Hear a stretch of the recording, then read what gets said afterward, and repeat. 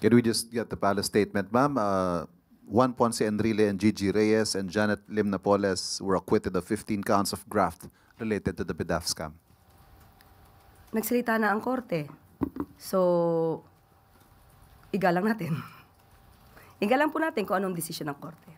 Pero hindi ho ba ito nakaka-create ng doubt sa isip ng sambayanan na bakit walang napaparusahan? Yun nga po ang nais nating ipahiwatig sa taong bayan.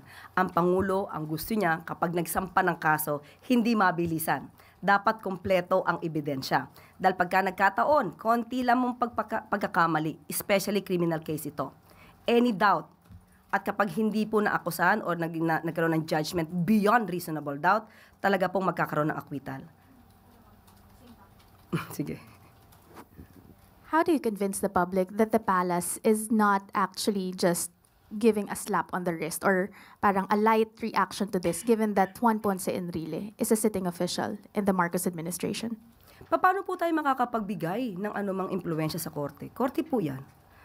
May separation of powers at kailangan po natin igalang kasi pag hindi po natin ginalang ang mga desisyon ng korte, magiging chaotic country po tayo. So mahirap po yun. Dapat natin pagtiwalaan ang ating justice system.